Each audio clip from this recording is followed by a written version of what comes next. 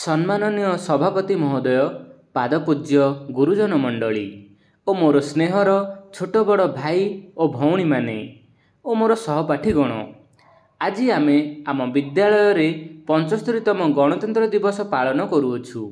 आजिर एही पवित्र अवसर रे मोते किछि कहिबार सुजोग मिलिथिबारु मु निजको भाग्यवान मने करूछि। आज हेउछि 26 जनवरी 2024 मसीहा।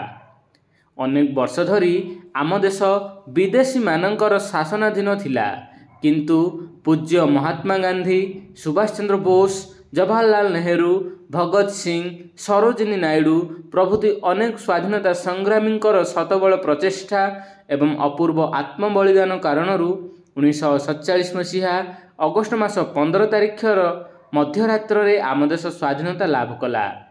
देश स्वाधीन होगा पर मध्य आम देश रे इंग्रेज सरकार प्रदत्त आईन कार्यकारी होउथिला। भारतर स्वतंत्र आईन खसड़ा बा संविधान से दिन पर्यंत प्रणीत होई नथिला। तेणु समस्ते भाविले जेहेतु आम देश स्वाधीनता हासिल करिछि, आम निजर संविधान अनुसारे आम देश शासन हेबा उचित। सेथिपई संविधान प्रणयन संस्था प्रतिष्ठा हैला। संविधान मुख्य थिले डॉक्टर भीमराव आंबेडकर। से थिले भारतीय संविधानर जनक। दीर्घ 2 वर्ष 11 मास और 18 दिन पर आम देश आम आईन अनुसार प्रचलित हैला। से दिन आमे संपूर्ण रूपे स्वाधीनता हासिल कलु। से दिन थिला 1950 मसीहा जनवरी मास 26 तारिख।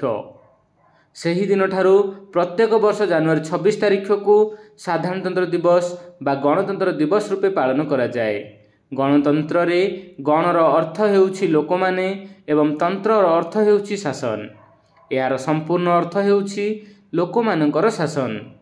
गणतंत्र दिवस केवल सामूहिक आनंददायक उत्सव नुहे, यह आम पाई आत्मसमीक्षार दिन।